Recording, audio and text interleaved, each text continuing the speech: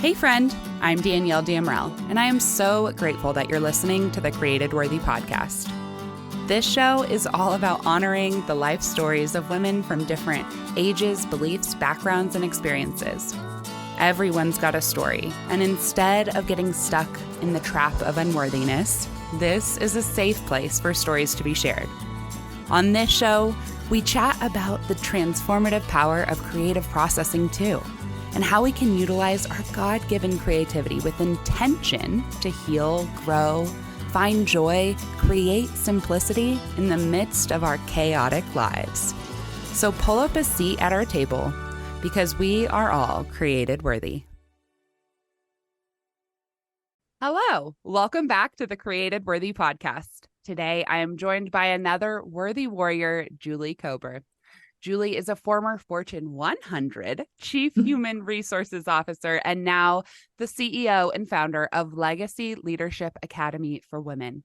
After 28 years of a very rewarding and demanding career, Julie made a deeply personal decision to leave her corporate job and follow her dreams.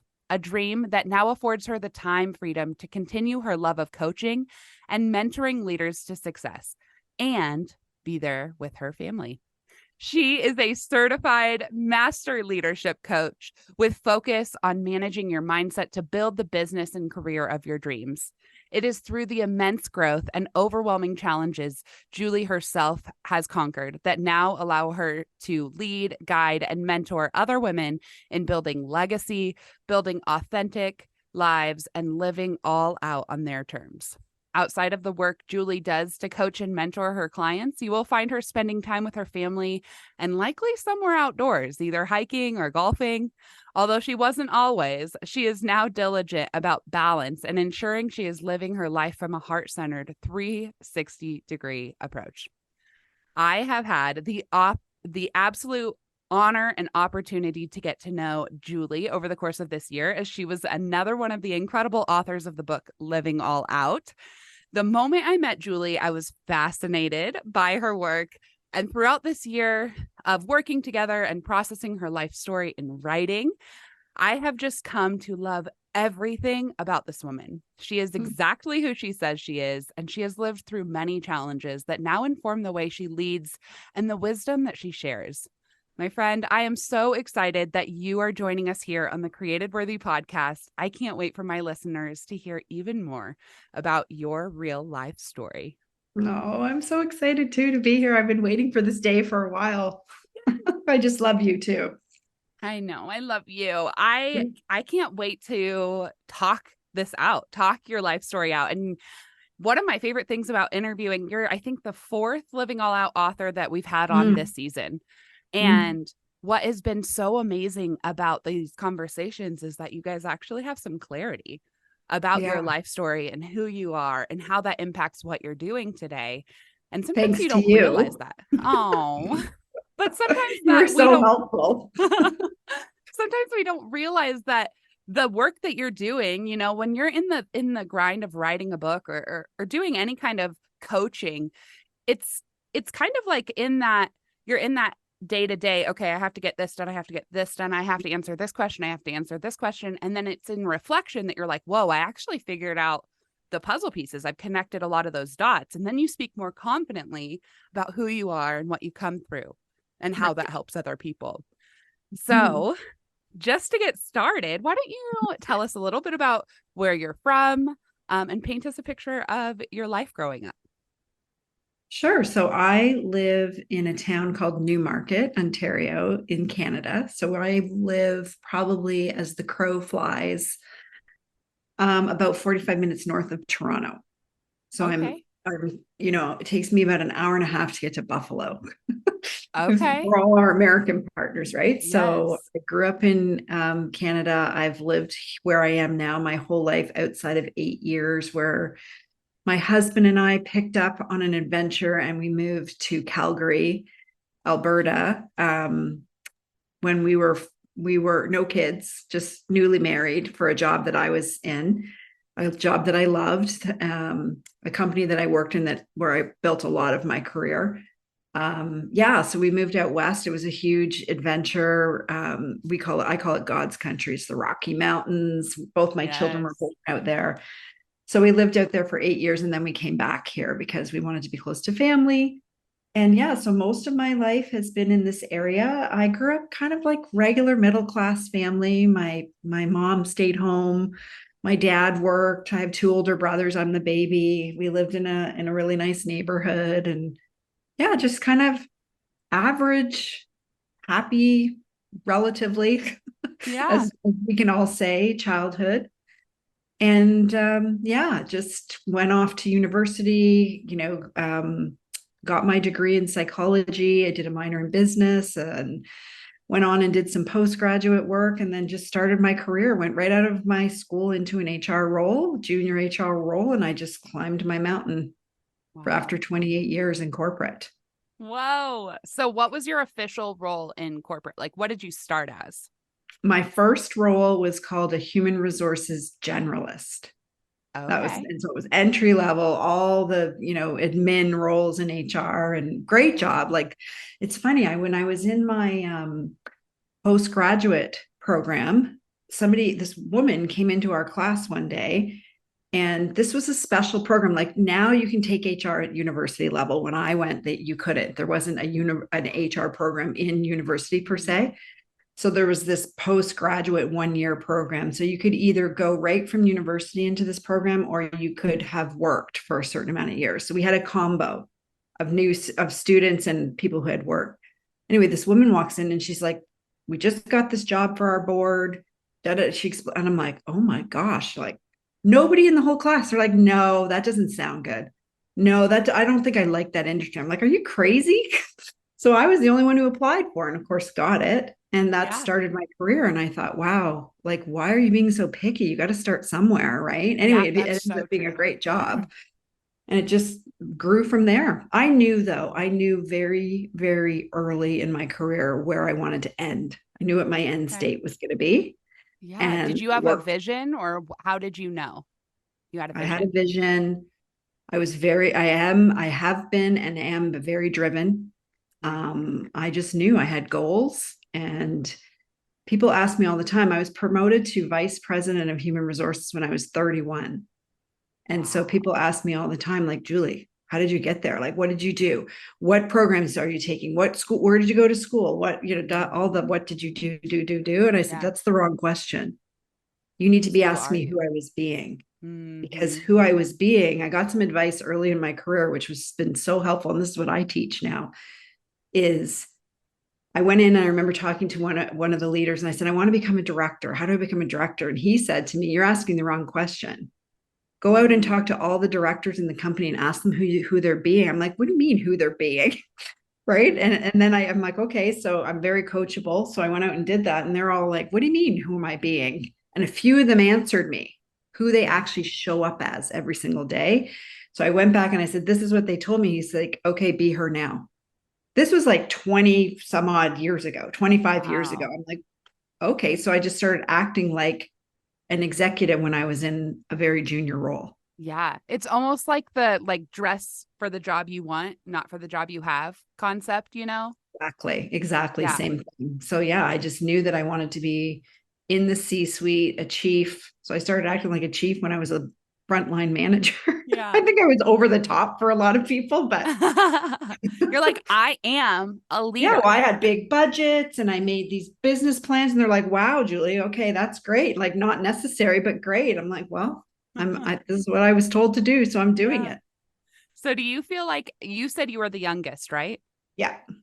So do you feel like you've always been a leader by nature? Yes. So my mom would tell you I was born a leader. So my oldest brother is 5 years older than me, and my next brother's 4 years older than me. My oldest brother and I had a very volatile relationship my whole life.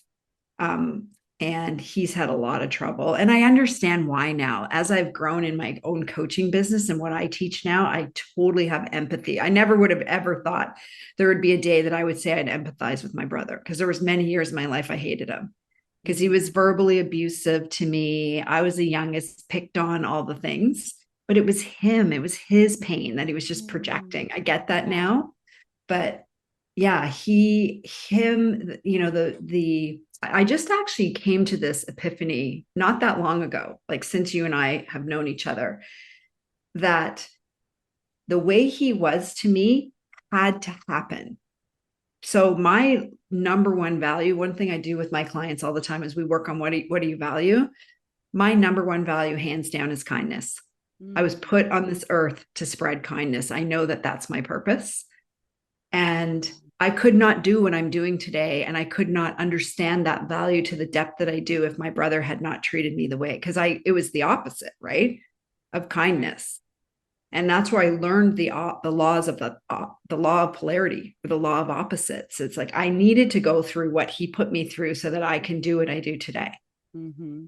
And Which, so, that experience with him has made me a leader. My mom, I love my mom to death. She's 85 years old, almost 86. And I don't know if you or your listeners ever have watched Grace and Frankie. yes. My mother is Frankie. My mother is Frankie. She's an artist. I'm not sure if she ever smoked pot, but she might have. I don't know. Maybe.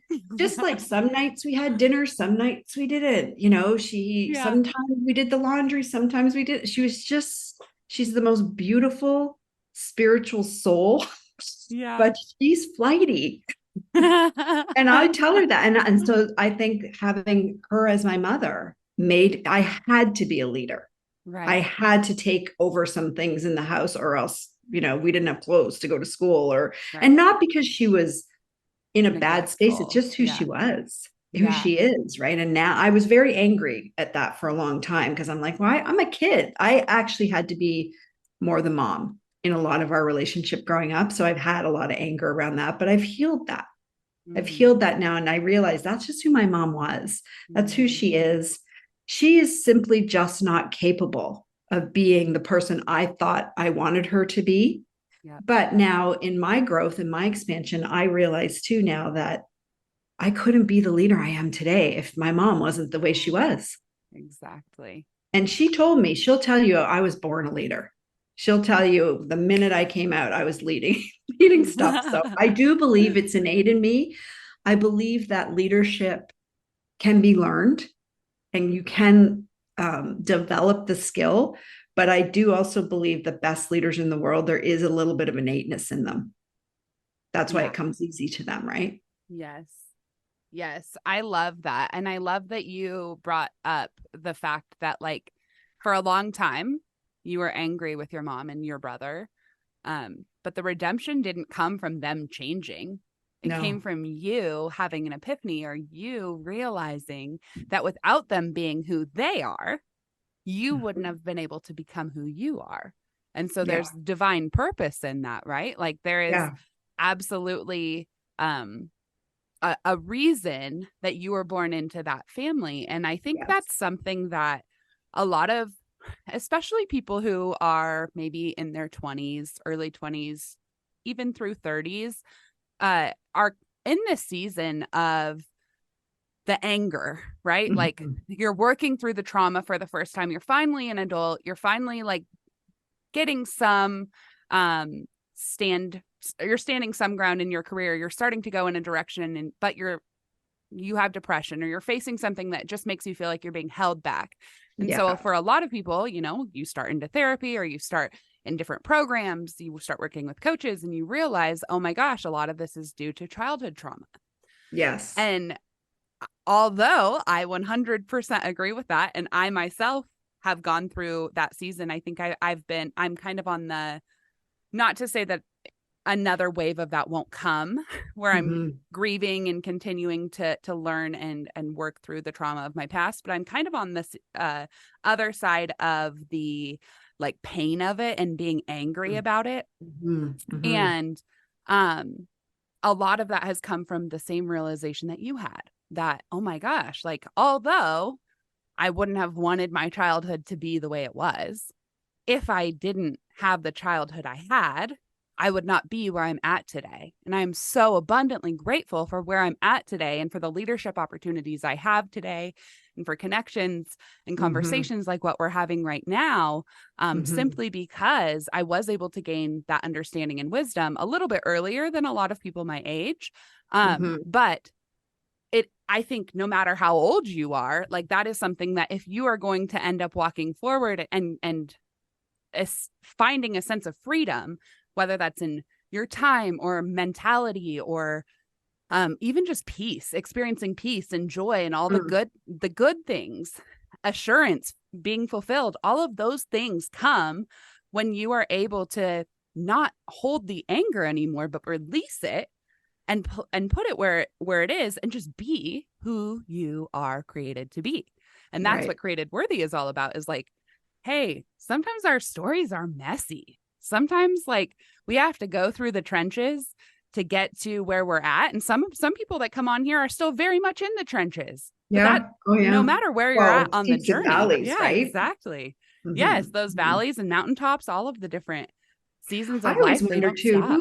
who said that it was all going to be easy, right? Like Nobody. nobody said that. So I don't know why we think it. And I like what I teach my clients is listen, here's the thing, and this is my belief. People can take it or leave it. Yeah.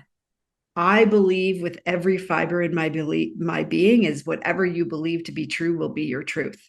Yeah. Yeah. So nobody said that this was all going to be easy. And you cannot have. So I just read something the other day that was so powerful for me. When you set a goal and you want to achieve something, so you've got it and it drops into your body and you're doing it and the blinders are on and it is happening. It's not a thought. It's not, oh, that would be great one day. No, this is happening kind of thing. Mm-hmm. The minute you get into that energy, the opposite of what you want comes to you right away, because Mm. you can't achieve that thing that you think you want, that's crossed your mind, until you know the opposite of it. That's why Mm. when we go after Wow. goals and they're big enough goals that make us grow, it feels frustrating some days, right? Yeah. And it's like, And so why am I not making uncomfortable. enough money? Why is my business not doing this? What? Because you need to feel that before you can because if you didn't feel that, you wouldn't know that you've achieved and you've Right. arrived. Again, it's 100%. the law of opposites, right? And Yeah. what this author said was, when you feel frustrated, Yeah. embrace it, because that means you're Mm. closer to I'm what it writing is you that down. want. I was like, wow, it was one of those moments, I was reading in bed and I sat up and went, oh my gosh, because I had been frustrated in my business for a couple of weeks. And I'm like, oh, okay. I'm choosing to believe now that this frustration is moving me closer to what I want, Yeah. because Yeah. I can And believe then whatever I want.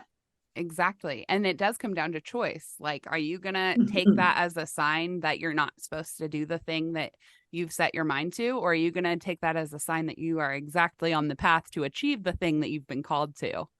And And that nobody said it was going to be easy. And nobody said it was going to be easy. You're so right. And I do think that even just from a cultural perspective, and I don't know if this is just, I haven't been out of the country enough. I do hope and pray that I will more. And I want to learn a ton more about other cultures. But in American culture, it seems like there's almost this, it's, it's kind of a dichotomy of sorts where there is an expectation, maybe a subconscious expectation that it is supposed to be easy, Mm, while also there's this like underlying theme in our culture that if it's easy, then everything's been handed to you. And it's like nothing is easy for anyone ever, first of all. And no. second, there is um ever because everybody's journey looks different, Mm-hmm. because we all haven't been, the truth is we haven't been promised an easy life.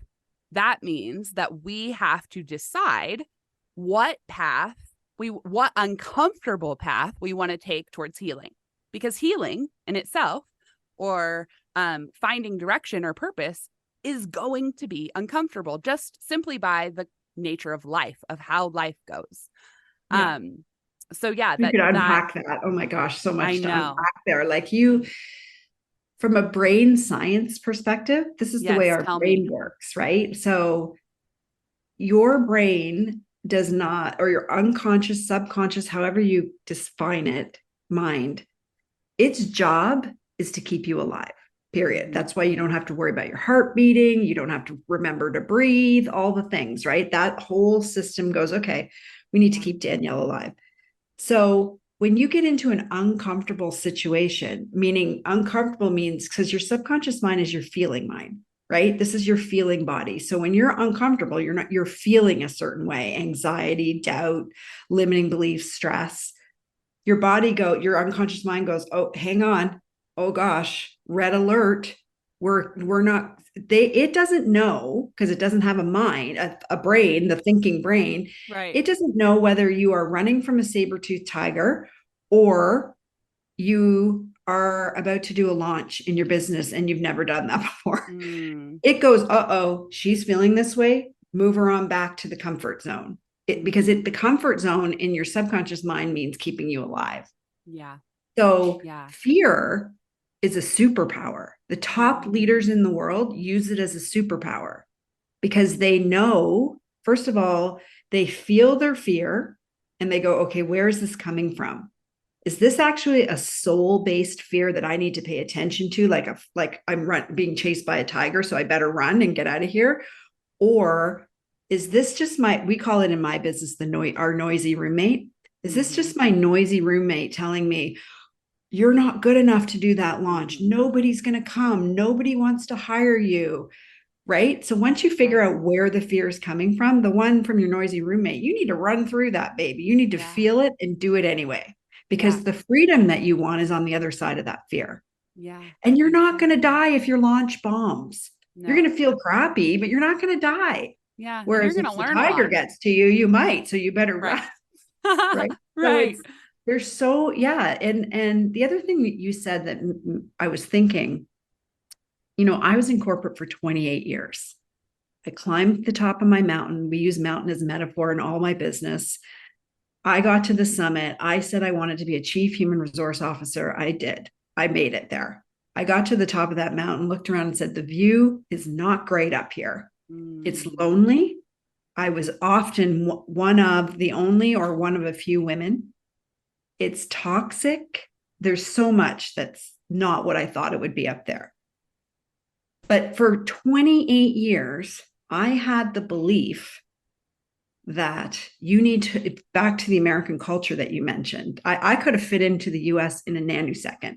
I had the belief, which I adopted from my dad, you have to work really hard and really long and make a lot of sacrifices to be successful. Well, that is exactly what happened for 28 years in my business, in my career. I have a picture on my desk here. This is my daughter. She's 25 years old now. This is her first day of school. This picture sits on my desk because I missed it. My husband had the wherewithal to take this picture, and only in the last couple of months can I look at it and not cry. It is a reminder to me that I sacrificed many things in my children's life for this big career that I thought I wanted, right? Because I believed it. I believed you have to make sacrifices to be successful. But now I've changed it. I decided in a day to believe I can build a multi-million-dollar coaching business with ease and flow and effortly. So let's and I'm choosing to believe that. Do I have days I'm frustrated? Yeah, but it's okay. And so I suffered and had made sacrifices because that's what I believed. And now I'm choosing to believe something else. And everything you want in your life comes down to what you believe. And most of our beliefs, unfortunately, are unconscious. So that's the work, is to bring them up to the conscious and go, is this serving me? No, this belief is not serving me anymore. I'm getting rid of it. I'm replacing it because I can, because like you said, we have choice. Yes. So in the American culture, it's very much like success, achievement, but also, get to the top of your you mountain. Are unworthy. Yes. If you're not up with the Joneses. Yeah.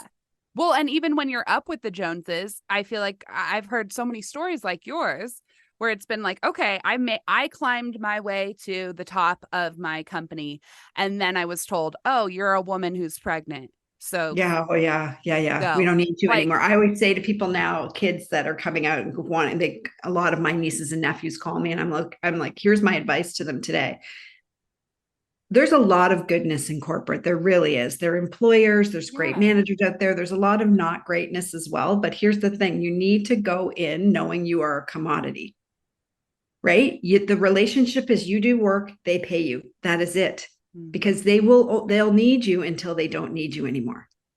And that's just the way corporate in North America has gone, especially if you're publicly traded, right? Like you're all at the mercy of the shareholders and the bottom line and the quarters. And I mean, we have banks here in Canada. We have 5 large banks that make billions in profit every quarter, and they are laying off people left, right, and center all the time. Because if they don't make the target that they set, even though it might be, maybe they make 1.7 billion versus 1.8, they lay off a bunch of people, which is just absurd to me. But anyway, that's just the way it works. So you can go into corporate, but just don't get attached. Don't get attached, I because think that you there's might get different laid types off. of, there's different types of people too. Like I have had this conversation with my husband where it's been like, for me, I do find purpose in the work of my hands and my heart, right? Like I can't disconnect those things. It's just innately in who I am. I know that if I am working and serving and I'm helping and I'm speaking and I'm doing all, like I am walking in the call that God has for me. My husband, he's like, I go to work for a paycheck and then I leave that there. And that is enough. Like his purpose is not at all tied to his work, which I think is great. Like he would not do well as an entrepreneur. Right. Exactly. So he's got it great. Exactly. He Yeah. can go to work, get a paycheck, and then go do something that he loves. Yeah. Maybe But if it's you like have that hiking or desire, music. Yeah. if you have that desire to, create purpose through the work of your hands, not to say that there aren't certain jobs in corporate that are, purpose filled. The work that you're doing does, help or serve, but the actual heart behind it of your purpose being tied to what you're actually doing, if that is a core desire of yours, then you have to make choices that get you to that place. So I would love to go back for a few minutes and just talk about that transition from you are at the top of that mountaintop, you are looking around, you are like, this sucks, this is toxic, and this is so not bad. what I signed up for. I have not been working for 28 years to get here. What did you do? How did you have that realization first? And then tell us what you did. Well, actually, it's interesting that you say that. So this is an exercise of listening to your soul versus your noisy roommate, right? And so that's like the base of my coaching program now. For 14 years, my soul was screaming at me, you are not on the right path. You're climbing this mountain. This is not your journey. And I just wasn't listening. And I know now that the whole reason I did my climb was to get the approval of my father.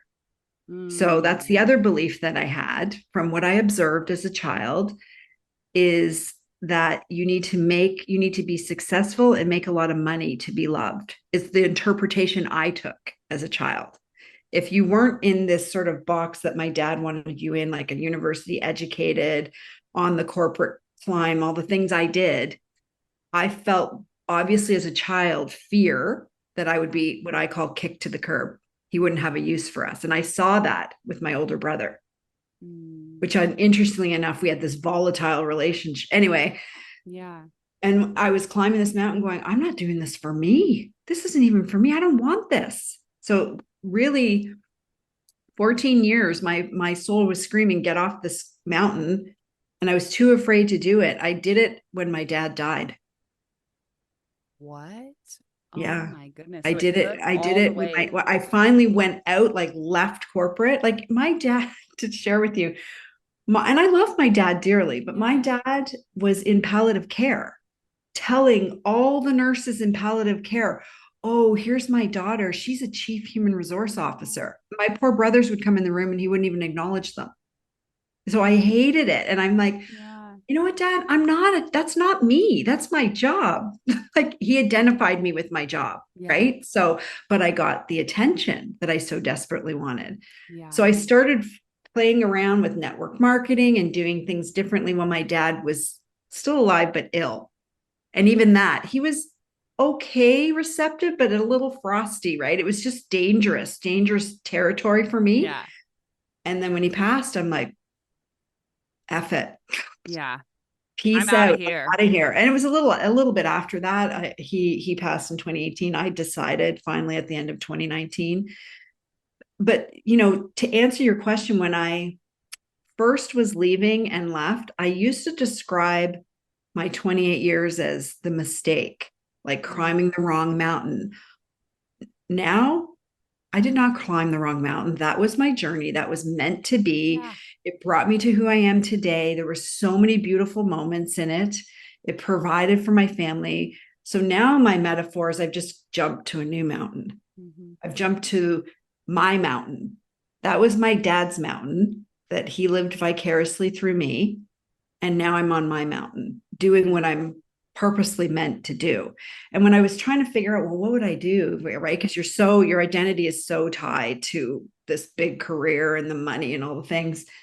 My husband finally said to me one day, he said, well, what do you love? What did you love about your job? And I sat there and I said, I love helping people. That is my purpose. That is why I'm on this earth.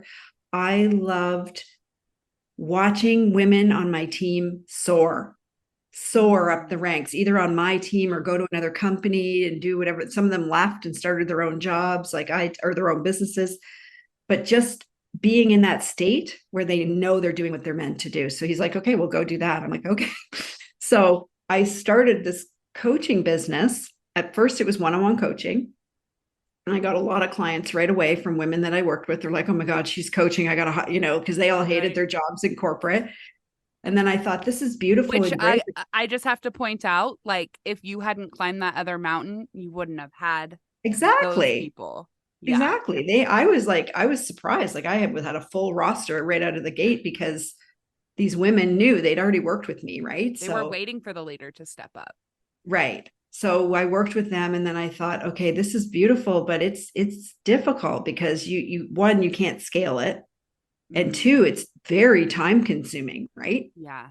So I'm like, oh, hang on. I left corporate to have a little more time freedom. It was quickly becoming that again in terms of time freedom. So then I launched my group coaching program. That's when I launched my academy. I actually, surprisingly enough, kind of universe kind of thing. When I did my first launch, and I didn't plan this at all. I didn't even realize it until actually, and I had to the day of, and it took everything in me not to be bawling my eyes out on my first launch. But on open cart day, which is Thursday, was my dad. My dad had passed, but it was his birthday. Oh. And I took that as a sign that he's an approval and he loves what I'm doing and he's so happy for me.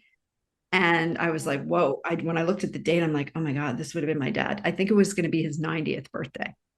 Wow. Yeah, it was really powerful. So anyway. Was that this year? No, it was last year. Okay. So I've been in the group and building the academy for a year and a half now. So I still hold 5 spots for one-on-one because that's really near and dear to my heart. Right. And we've also opened up a membership because the people who graduate from the academy go, I don't want to leave this material. I don't want to leave your leadership. So we created a membership that they can stay in that doesn't take as much time. So yeah, it's been great and it's been frustrating and it's been hard and it's been easy and it's been all the things. It's been everything it's meant to be. Yeah. Yeah. I mean, but I'm helping women. I'm helping women. You're doing it. You know what I love, and I think that's why you and I connected so much. The purpose of what I'm doing now is I want to help women heal their hearts and be a leader of themselves so that they can transfer that to their children first. I don't want children to have to heal from their childhood like we did, right? So if I can heal their hearts and move these women into things they love to do, they jump out of bed every day to build this business they love, and like you said, work with their hands and their hearts and all of that, then that's going to transfer to their children Yeah, first. exactly. And then, like when we're happy, everybody's happy.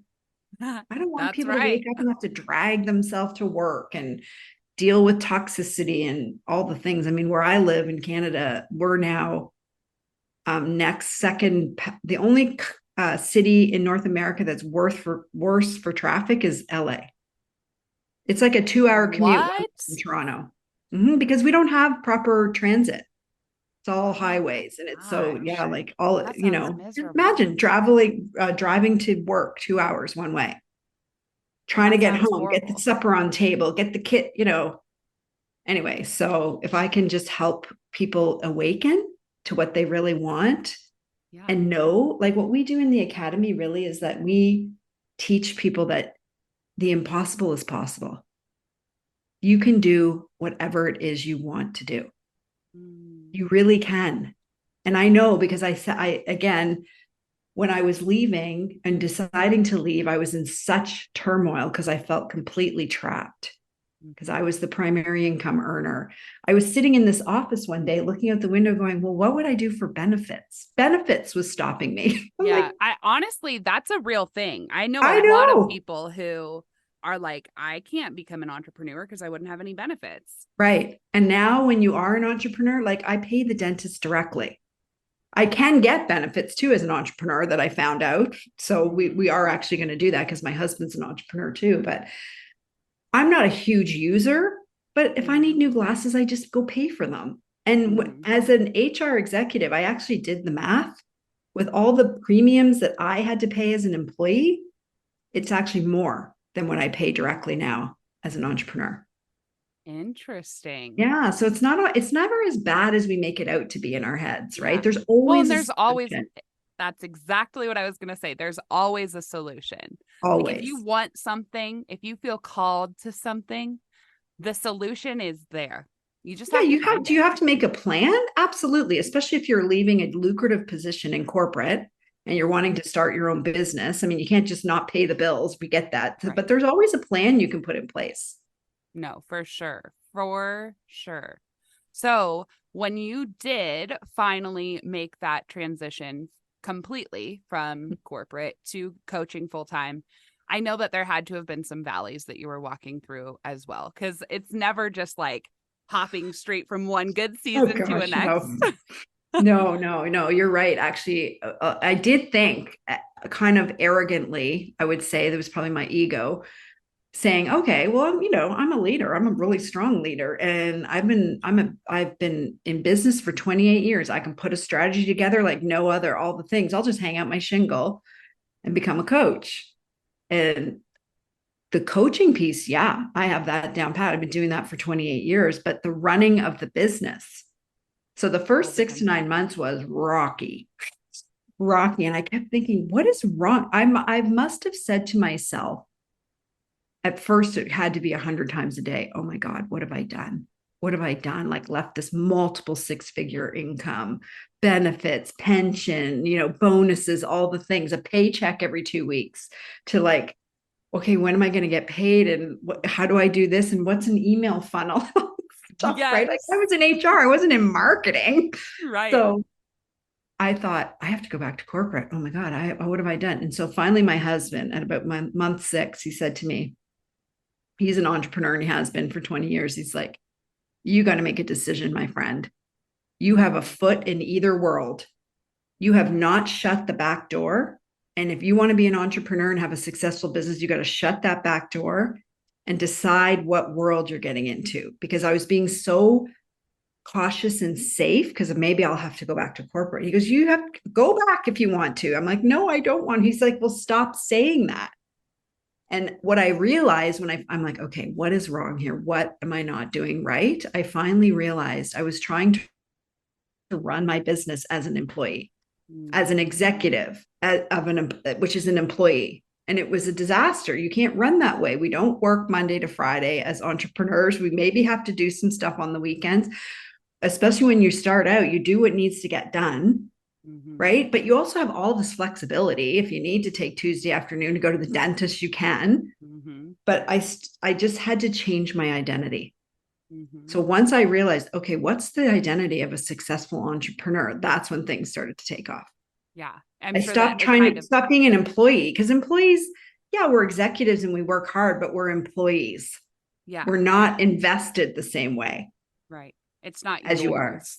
Yeah, No, it's not mine. Exactly. right. So once you realize, okay, here's the leadership traits and characteristics as of an entrepreneur, a successful entrepreneur.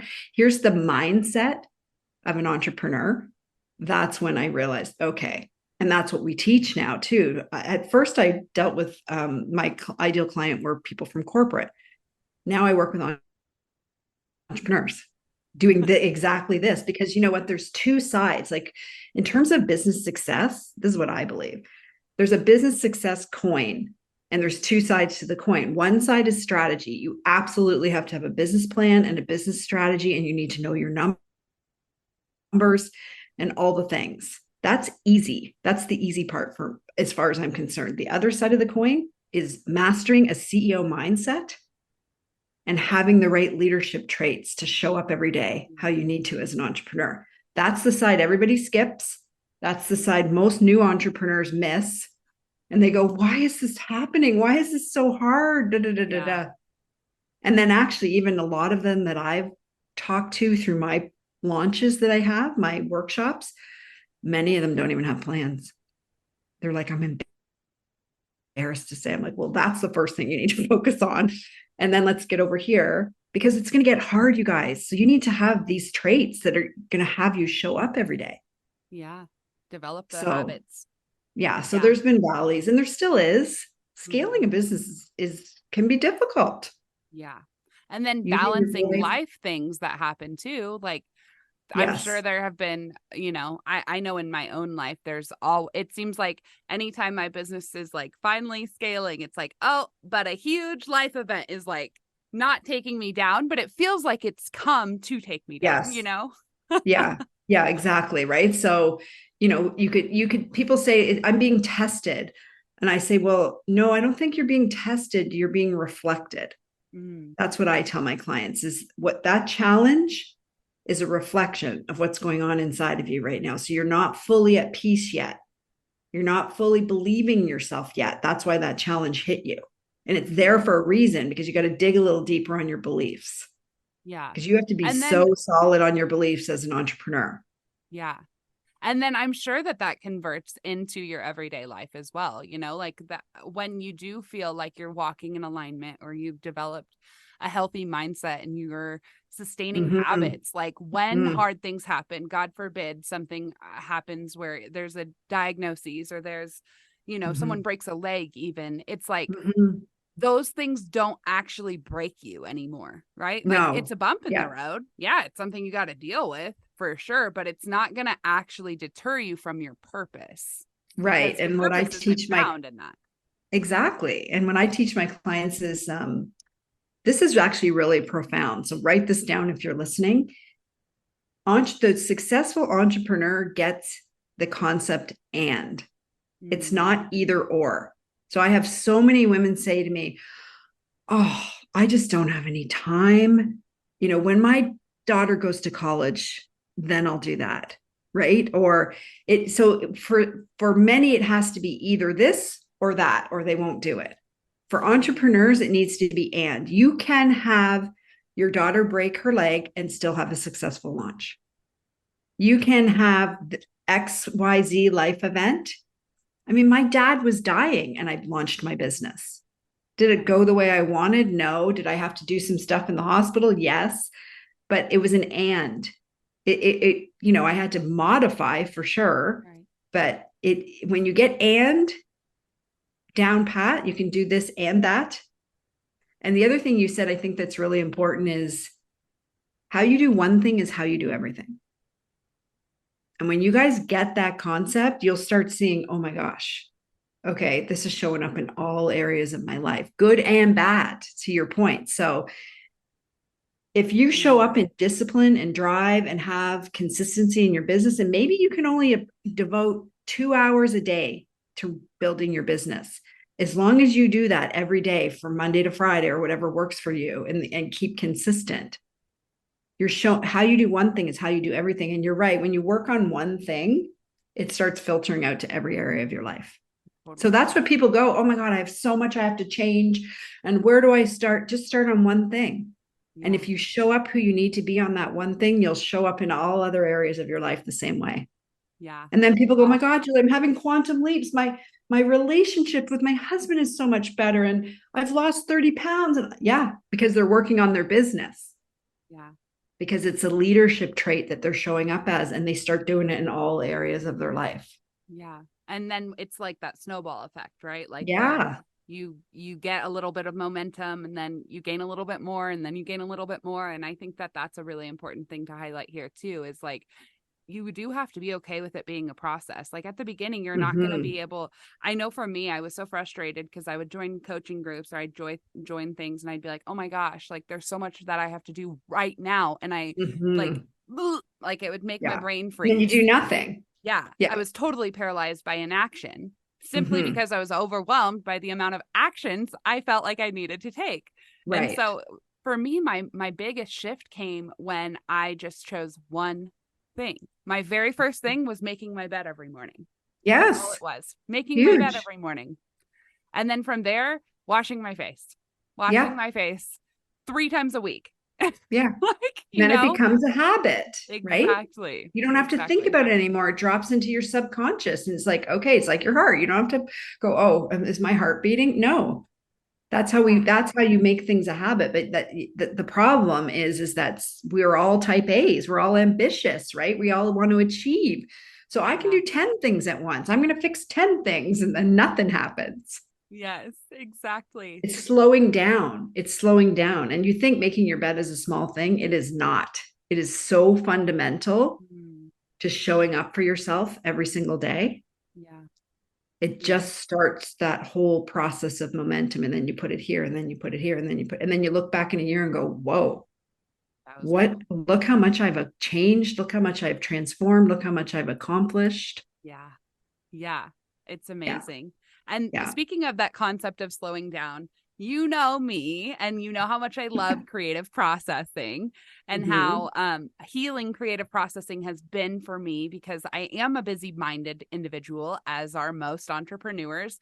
I have Mm-hmm. ADHD and then all the different things, but I believe that creative processing was revealed to me as a Mm-hmm. tool to help other people. And all it is simply activating your creative mind to process a certain intention. So we're just pairing creativity with intention so that we can slow down and actually move forward. Mm-hmm. One Mm-hmm. step at a time. We can take that breath. We can go on that walk. We can give ourselves permission to think about, your next vacation or whatever that thing is that you've been putting off because you're just so in the go, go, go, go, go. Mm-hmm. You shared with me that your primary creative processing methods are journaling, hypno Yeah. breath work, which Yeah. for those that don't know, hypno breath work is a specialized type of breath work. It's practiced a lot, at least in our network. Um, Mm-hmm. Julie, do you have anything to say? Hypno breath work has changed a lot of people's lives. I know that there have been quite a few Yes. people who, Oh my yeah. gosh, it's changed my life so much. Yeah, I would say that. I mean, I think it's so, so important what you do because, again, back to the achievers, the doers, that's all masculine energy, Mm, right? Nothing to do yeah. with male or female. I've lived in masculine energy for Yeah. 28 years. What you do is feminine energy. And to be an entrepreneur that builds an ease and flow, you need both. Mm-hmm. You need a balance of feminine energy and Yes. masculine energy. You can't sit crisscross applesauce all day long and write in your journal. Exactly. You need to do that, but you also need to go and do effective action every day. You need to Yeah. feel the fear and do it anyway. But most people jump the doing is how. Mm-hmm. What you do and you teach and the creative processes is the what and the why. Mm-hmm. And that's the Exactly. feminine side. That's the right brain, right? Like, and Yeah. as soon I tell my clients, I get them to do journal prompts and I say to them, and when we dream, we do vision casting, right? We start with vision casting. And I say, here's your magic wand. If you had all the time, money, and resources in the world, what would you want? Which is actually a very difficult exercise for most Oh, women. yeah. because we're not even on our list, let alone, I don't know what I want. Are you kidding? I got to get dinner on the table for the Totally. kids, right? Yeah. So I make them do it and they feel guilt and shame and anger. And I say to them, though, the minute you go to, well, okay, I would love to have $1 million business, but how would I do that? And you go right to the how. As soon as you go to the how, and you know this, Danielle, you cut off all creativity. You've now moved to your left brain. Mm-hmm. So you can't be creative when you're worrying about the how. And But we're that's why, taught to go to the how, right? That's what our yeah, school system exactly. teaches us. And that's why intention is so key. I heard something earlier this year about how the difference between intention and goals, and how intention is like, oh gosh, I used an analogy in the first episode of the season and now I can't even remember it, but I believe it was something like the intention is like the goalpost and the goal is like the ball going through it. And it's like, you can meet your intention very easily as long as what you're doing is you're processing the thing that you're wanting to process. You've achieved your intention. You're moving towards that intention. The goal is the specific, exactly what you were saying, that how am I going to do that? Well, how am I going to make, $10,000 in a month? And then you're, listing all of the logistical steps to meet that goal. But what if the intention was, I want to impact 1,000 lives? Yeah. Well, that's an entirely, that keeps you in that feminine space, and it allows you to creatively think about how you're going to impact 1,000 lives. Oh, now I'm excited to create all these graphics. Oh, now I know all of these books that I want to read. Oh, I want to go on a walk on the beach. Like Deirdre Palm Adams was on here. Her creative processing method is walking on the beach. That's how she came up with her children's book ideas. Mine is in the shower or out in the forest hiking. That's why I said hiking. I used to go all the time with listening to podcasts because I'm multitasking, right? And I'm like zero, just me and the birds now. And the hits you get, the inspirational hits. But yeah, you're talking about the what and the why. That's what intention is. You have to know. How can you go after something if you don't know what you want and why you want it? Exactly. And unfortunately, a lot of people, and this is not to shame in any way, but a lot of people do that. That's how they start into entrepreneurship. They don't know the why. They don't know the why. That's why they stop. That's why they stop halfway. That's why they get struggle. That's why they, all of that, right? Exactly. And I believe too, again, it's just my belief. People might not agree with me. That's okay. We have no business in the how. We do have to take effective action. But if our job is what and why, and the universe's job is the how, you have to be, if you want to be a successful entrepreneur, if I could give you one piece of advice, detach from the outcome. Because you go right into the how. Yes, you have to take action. That's not what I'm talking about. But if we get how so focused on the goal and like I'm going to do it by this time and did it exactly. What if it's way bigger than you could ever imagine? Right. Yeah. The universe could give you 10 times what you want. Yeah. And it might you also ask you to yourself in.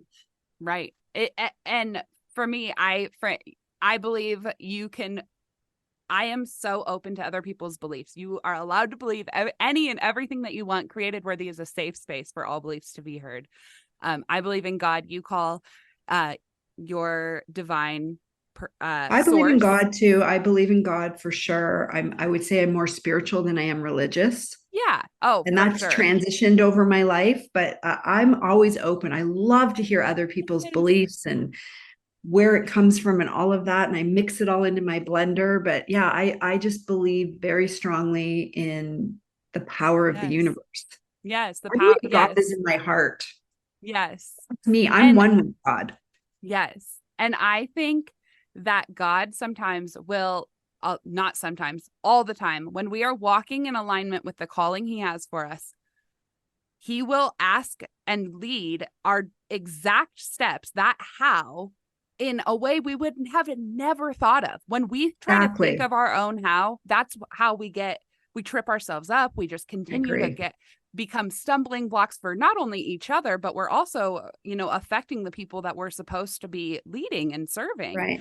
And we're not able to serve as well because we're just so caught in our own, like, this is how I have to do it. But and which is control, right? We're trying to control the situation, which we have no control over anything. Right.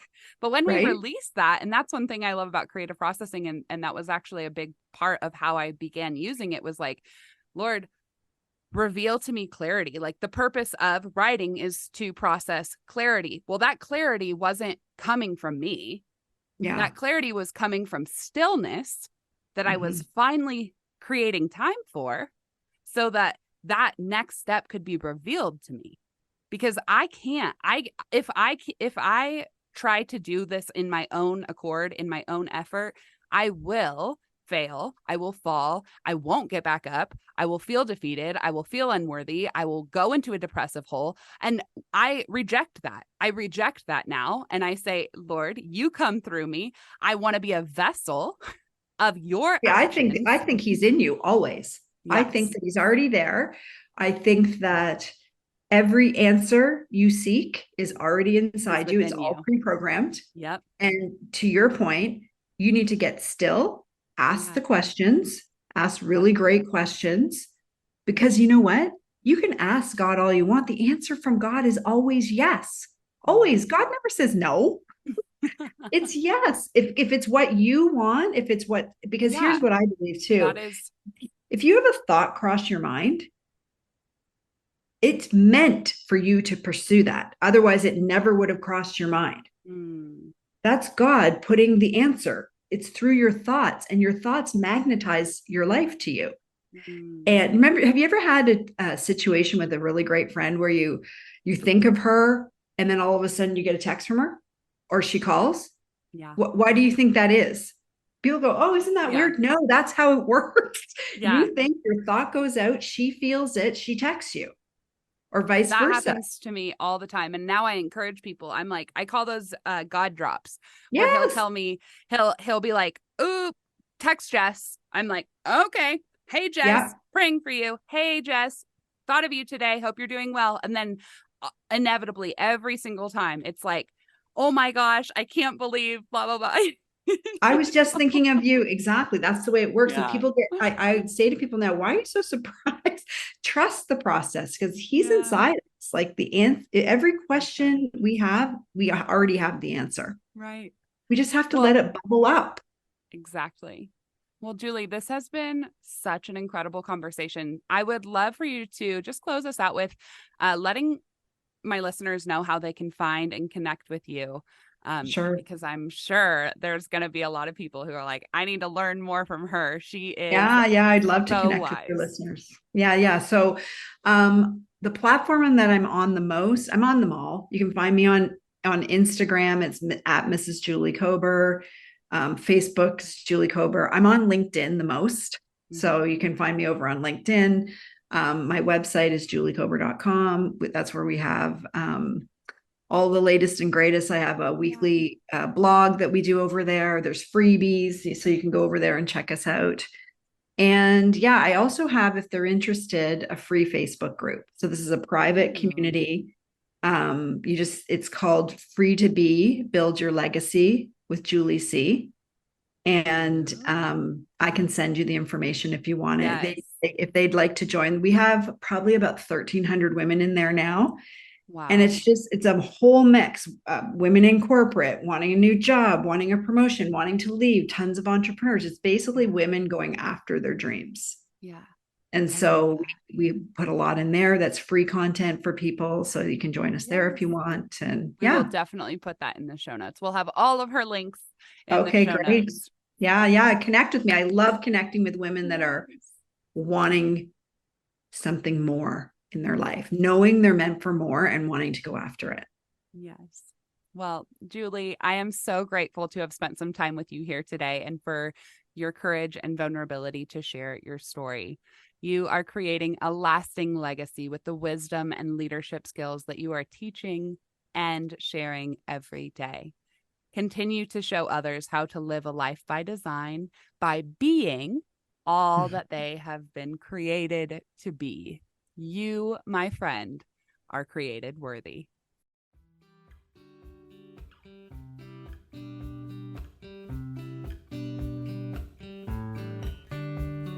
Thanks for listening and tuning in to the Created Worthy podcast. I hope that today's show resonated with you, and if it did, can you do me a huge favor and go leave a 5-star review? This helps more listeners find the show, and it expands the reach of the stories and concepts that are shared here. All the links and guest information are in the show notes. And if you're on social media, come hang out with me. You can find the Created Worthy podcast on both Instagram and Facebook, or come follow along with my personal IG page, where I just share more about the real, sometimes messy life of your fellow worthy warrior. Can't wait to talk to you soon, friend. And don't forget, we are all created worthy.